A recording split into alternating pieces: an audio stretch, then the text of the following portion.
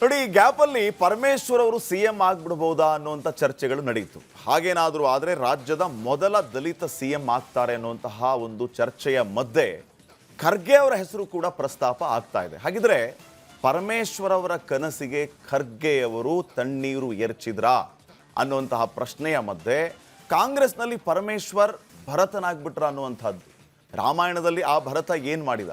ಈಗ ಕಾಂಗ್ರೆಸ್ನಲ್ಲಿ ಈ ರೀತಿಯ ಪರಿಸ್ಥಿತಿಗೆ ಪರಮೇಶ್ವರ್ ಅವರು ಹೋದ್ರ ರಾಜ್ಯದ ನೂತನ ಸಿಎಂ ಆಗಿ ಖರ್ಗೆ ಅವರು ಅಧಿಕಾರವನ್ನು ವಹಿಸ್ಬಿಡ್ತಾರ. ಈ ಕಡೆ ಸಿದ್ದರಾಮಯ್ಯ ಅವರು ಬೇಡ, ಈ ಕಡೆ DK ಶಿವಕುಮಾರ್ ಅವರು ಬೇಡ, ಇವ್ರ ಮಧ್ಯೆ ಖರ್ಗೆ ಅವ್ರನ್ನ ಮಾಡಬೇಡ. ಯಾಕಂದ್ರೆ ಖರ್ಗೆ ಅವರು ಈ ಹಿಂದೆಯೇ ಅವರು ಕೂಡ ಒಂದು ವೇದಿಕೆಯಲ್ಲಿ ಹೇಳಿದ್ದನ್ನು ನಾವು ಗಮನಿಸಿದ್ವಿ. ಮುಖ್ಯಮಂತ್ರಿ ಆಗೋದಾಗಿದ್ರೆ 90ರಲ್ಲಿ ಆ ಅವಕಾಶ ಇತ್ತು, 90s ಆ ಅವಕಾಶ ಇತ್ತು, ಆದರೆ ಆ ಅವಕಾಶವನ್ನು ಕಳ್ಕೊಂಡ್ವಿ ಅಂತ ಹೇಳಿ. ಆಮೇಲೆ ಅವರು ಎಲ್ಲೋ ಒಂದು ಕಡೆ ಅವರು ಆ ರೀತಿ ಹೇಳುವಾಗ ತಾವು ಈ ರಾಜ್ಯದ ಮುಖ್ಯಮಂತ್ರಿ ಆಗಬೇಕಾಗಿತ್ತು ಅನ್ನುವಂಥ ಇಂಗಿತವನ್ನು ವ್ಯಕ್ತಪಡಿಸಿದರು. ಈಗ ಮತ್ತೆ ಆ ಸಮಯ ಬಂತ. ಖರ್ಗೆ ಅವರು ಕಾಂಗ್ರೆಸ್ನಲ್ಲಿ ಹಿರಿಯ ನಾಯಕರು, AICC ಆಗಿರುವಂಥವರು. ಈಗ ಇನ್ ಕೇಸ್ ಖರ್ಗೆ ಅವರು CM ಆಗ್ತಾರೆ ಅಂತಂದರೆ ಯಾರಿಂದಲೂ ವಿರೋಧ ವ್ಯಕ್ತವಾಗಲಿಕ್ಕಿಲ್ಲ ಅಂತ ನಾವು ಅಂದ್ಕೊಂಡಿದ್ದೀವಿ. ಈ ಕಡೆ ಸಿದ್ದರಾಮಯ್ಯ ಬಣವೂ ಕೂಡ ಖರ್ಗೆ ಅವರು CM ಆಗ್ತಾರೆ ಅಂದರೆ ಒಪ್ಕೋತಾರೆ, ಈ ಕಡೆ DK ಶಿವಕುಮಾರ್ ಬಣವೂ ಕೂಡ ಆಗುತ್ತೆ. ಆದರೆ ಖರ್ಗೆ ಅವರು ಇದನ್ನು ಎಷ್ಟರ ಮಟ್ಟಿಗೆ ಒಪ್ಕೋತಾರೆ? ಖರ್ಗೆ ಅವರಿಗೆ ನಿಜಕ್ಕೂ ಆ ಅವಕಾಶ ಬಂದರೆ ಖರ್ಗೆ ಅವರೇ ಸ್ವತಃ ಒಪ್ಕೋತಾರ ಅನ್ನೋಂಥ ಪ್ರಶ್ನೆ ಇದೆ. ಪರಮೇಶ್ವರ್ ಅವರು ಹೇಳ್ತಾ ಇದ್ರು, ಖರ್ಗೆ ಅವರು ಮುಖ್ಯಮಂತ್ರಿ ಆದರೆ ಖಂಡಿತವಾಗಿಯೂ ಕೂಡ ನಾವು ಸ್ವಾಗತಿಸ್ತೇವೆ, ಅವರು ಅನುಭವಿ ರಾಜಕಾರಣಿ, ಅಂಥವರ ಆಡಳಿತ ಅನುಭವ ನಮ್ಮ ರಾಜ್ಯಕ್ಕೆ ಅಗತ್ಯ ಇದೆ ಅಂತ ಹೇಳ್ತಿದ್ದಾರೆ. ಹಾಗಿದ್ರೆ ಏನಾಗಬಹುದು ಅನ್ನೋದು ಸದ್ಯಕ್ಕಿನ ಪ್ರಶ್ನೆ ಇದೆ. ಇಬ್ಬರ ಜಗಳ ಮೂರನೆಯವರಿಗೆ ಪಟ್ಟಾಭಿಷೇಕ ಆಗೋದಕ್ಕೆ ಕಾರಣ ಆಗತ್ತಾ? ಆ ರೀತಿಯ ಸನ್ನಿವೇಶ ಕಾಂಗ್ರೆಸ್ನಲ್ಲಿ ನಿಜಕ್ಕೂ ಬರುತ್ತಾ ಅನ್ನುವಂತಹ ಪ್ರಶ್ನೆ ಈಗ ಮೂಡ್ತಾ ಇದೆ. ನೋಡೋಣ ಮುಂದೆ ಏನಾಗುತ್ತೆ ಅಂತ ಹೇಳಿ. ಇನ್ನು ಮುಂದಿನ ಸ್ಟೋರಿ, ಈ ರಾಮಾಯಣದ ಭರತನ ಅಪರಾವತಾರವಾಗ್ತಿದ್ದಾರಂತೆ ಪರಮೇಶ್ವರ್ ಅವರು. ಬದಲಾವಣೆ ಬೆಂಕಿಯಲ್ಲೇ ಅರಳುತ್ತಿರುವ ಆ ಕೆಂಡ ಸಂಪಿಗೆ ಯಾರು? ಇದು ರಾಜ್ಯ ರಾಜಕೀಯದ ರಣರೋಚಕ ಟ್ವಿಸ್ಟ್ನ ಮೆಗಾ ಖಾಸ್ ಕಹಾನಿ. ರಾಜ್ಯದ ಮೊದಲ ದಲಿತ CM ಅಂತ ಕನವರಿಸ್ತಾ ಇದ್ದವರ ಕನಸಿಗೆ ಕೊಳ್ಳಿ ಇಡ್ತಿದ್ದಾರಂತೆ ಆ ಹಳೆ ಹುಲಿ.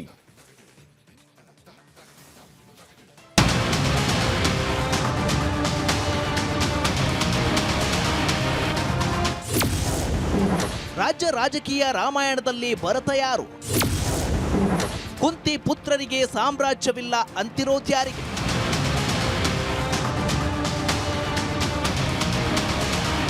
ಪಾತ್ರ ಅದೇ ಆಗಿರ್ಬೋದು, ಪಾತ್ರಧಾರಿಗಳು ಮಾತ್ರ ಬೇರೆ ಆಗಿರ್ಬೋದು, ಆದ್ರೆ ಇತಿಹಾಸ ಮಾತ್ರ ಸೇಮ್ ಟು ಸೇಮ್ ಇರುತ್ತೆ ಅನ್ನೋದು ರಾಜಕೀಯದಲ್ಲಿ ಪದೇ ಪದೇ ಸಾಬೀತಾಗ್ತಲೇ ಇರುತ್ತೆ.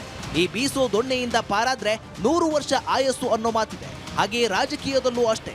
ಒಮ್ಮೆ ಅವಕಾಶದ ಗಾಳಿ ಬೀಸಿ ಬಂದಾಗ ದೂರ ಸರಿದು ಬಿಟ್ರೆ ಮತ್ತಿನ್ನೆಂದು ಅದು ನಮ್ಮ ಸುತ್ತಮುತ್ತಲೂ ಸುಳಿಯೋದೇ ಇಲ್ವಾ ಅನ್ನೋದೀಗ ಕಾಂಗ್ರೆಸ್ನಲ್ಲಿ ಚರ್ಚೆ ಆಗ್ತಿದೆ. ಹೌದು, ಸಮಸ್ತ ಕಾಂಗ್ರೆಸ್ ಪಾಳೆಯವೇ ದಂಗಾಗಿಸುವಂತ ಸುದ್ದಿಯೊಂದು ದೆಹಲಿ ಅಂಗಳದಲ್ಲಿ ಸ್ಫೋಟಿಸಿದೆ ಎನ್ನಲಾಗ್ತಿದೆ.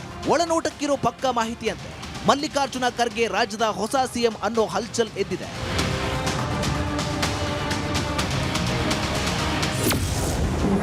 ಪರಮೇಶ್ವರ್ ಕನಸಿಗೆ ಖರ್ಗೆ ತಣ್ಣೀರು. ಕುಂತಿ ಮಕ್ಕಳಿಗಲ್ಲದಾಯ್ತ ಅಧಿಕಾರ. ಅದು 2013. ರಾಜ್ಯ ಕಾಂಗ್ರೆಸ್ನ ಅಧ್ಯಕ್ಷ ಕುರ್ಚಿ ಮೇಲೆ ಕೂತವರು ಡಾಕ್ಟರ್ G ಪರಮೇಶ್ವರ್. ಕೊರಟಗೆರೆಯಿಂದ ಸ್ಪರ್ಧಿಸಿದ ಪರಮೇಶ್ವರ್ ಇನ್ನೇನು CM ಕುರ್ಚಿಗೆ ಮೂರೇ ಗೇಣು ಅಂತ ಹಗಲು ರಾತ್ರಿ ಕನವರಿಸಿದ್ರಂತೆ. ಕೂತರು ನಿಂತರು ನಿನ್ನದೇ ಧ್ಯಾನ ಅಂತ ಅಂದಿದ್ರಂತೆ. ಆದ್ರೆ ಹೊಸ ಸೂಟು ಬೂಟು ಖರೀದಿಸಿದ್ದ ಪರಮೇಶ್ವರನ ಕುರ್ಚಿ ಪ್ರಸಂಗ ಅವತ್ತು ನುಚ್ಚು ನೂರಾಗಿದ್ದು ಇತಿಹಾಸ. ಹಾಗಂತ CM ಕುರ್ಚಿ ಮೇಲೆ ಕಣ್ಣಿಟ್ಟಿದ್ದ ಪರಮೇಶ್ವರ್ ಅವತ್ತು ವಿಧಾನಸೌಧದ ಬಾಗಿಲನ್ನೇ ಪ್ರವೇಶಿಸಿದ ಹಾಗೆ ತಡೆಯಲಾಗಿತ್ತು. ಖುದ್ದು ಕಾಂಗ್ರೆಸ್ಸಿಗರೇ ಅಳೆದು ತೂಗಿ ಮಾತನಾಡೋ ಲೆಕ್ಕಾಚಾರದಲ್ಲೇ ಪರಮೇಶ್ವರ್ ಕುರ್ಚಿ ಪ್ರಸಂಗಕ್ಕೆ ಭಂಗ ತಂದವರೇ ಸಿದ್ದರಾಮಯ್ಯ ಅನ್ನೋ ಮಾತು ಬಹು ವರ್ಷ ಚರ್ಚೆಯಲ್ಲಿತ್ತು. ಹಂಗೆ 2013ರಲ್ಲಿ ಕೈತಪ್ಪಿದ ಕುರ್ಚಿ ಮೇಲೆ ಪರಮೇಶ್ವರ್ CM DCM ಜಗಳದಲ್ಲಿ ಹೈಕಮಾಂಡ್ ಪಾಲಿನ ನೀಲಿಗಣ್ಣಿನ ರಾಜಕಾರಣಿಯಾಗೋ ಹಗಲು ಗನಸಿನಲ್ಲಿದ್ರು ಅಂತಿವೆ ತುಮಕೂರಿನ ಮೂಲಗಳು. ಆದ್ರೆ ಅವರಿಗೇನು ಗೊತ್ತಿತ್ತು ಅವರದೇ ಪಕ್ಷದ ಹಳೆ ಹುಲಿ ಹೀಗೆ ತಿರುಗಿ ಪಂಜ ಹೊಡೆಯುತ್ತೆ ಅಂತ? ಯಾಕಂದ್ರೆ ಇಬ್ಬರ ಜಗಳ ನಿಭಾಯಿಸಲು ಖರ್ಗೆಯನ್ನ CM ಮಾಡಿಬಿಟ್ರೆ ಹೇಗೆ ಅನ್ನೋದು ಗಣಿತವೊಂದು ಸೋನಿಯಾ ನಿವಾಸದಲ್ಲಿ ನಡೆದಿದೆ ಎನ್ನಲಾಗ್ತಿದೆ.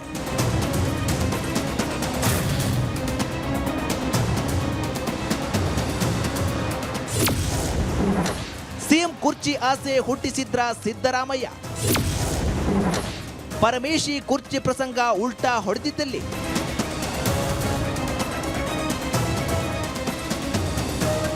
2013ರ ಕೊರಟಗೆರೆ ಸೋಲು ನಿಜಕ್ಕೂ ಪರಮೇಶ್ವರರನ್ನ ಕೆರಳಿಸಿದ ಸಿಂಹವಾಗಿಸಿತ್ತಂತೆ.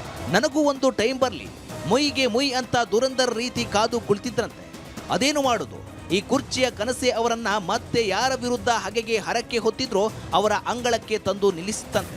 ಡಿಕೆಶಿ ಯಾವಾಗ ಸಿಎಂ ಬದಲಿಗೆ ಪಟ್ಟು ಹಿಡಿದ್ರೋ ಅವತ್ತೊಂದು ಕತ್ತಲ ಕೂಟ ನಡೆದಿತ್ತಂತೆ. ನನಗಿಲ್ಲದಿದ್ರೂ ಪರವಾಗಿಲ್ಲ, ಡಿಕೆಶಿ ಕುರ್ಚಿ ಸಿಗಬಾರ್ದು ಅನ್ನೋ ಮಟ್ಟಕ್ಕೆ ನಿಂತಿದ್ದ ಸಿದ್ದರಾಮಯ್ಯ ಪರಮೇಶ್ವರ್ಗೆ ವಾಗ್ದಾನ ಮಾಡಿದ್ರಂತೆ. ಕಾರ್ಗತ್ತಲ ಕೂಟದಲ್ಲಿ ನನ್ನ ಕುರ್ಚಿಗೆ ಕಂಟಕ ಬಂದ್ರೆ ನಿಮ್ಮ ಹೆಸರನ್ನೇ ಹೇಳ್ತೀನಿ ಡಾಕ್ಟ್ರೆ ಅಂತ ಪ್ರಾಮಿಸ್ ಮಾಡಿದ್ರಂತೆ ಸಿದ್ದರಾಮಯ್ಯ. ಅವತ್ತಿಂದ ಮತ್ತೆ ಪರಮೇಶ್ವರಿ ಕುರ್ಚಿ ಪ್ರಸಂಗಕ್ಕೆ ಮರುಜೀವ ಬಂದಿತ್ತಂತೆ. ಖರ್ಗೆ ಮುಂದಾಲೋಚನೆಗೆ ಗ್ರಹಿಸಲಿಲ್ವಾ ಡಾಕ್ಟರ್?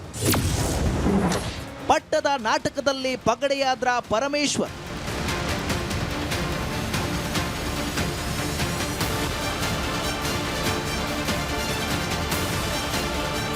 ಈ ಕುರ್ಚಿ ಅನ್ನೋದು ವೈರಸ್.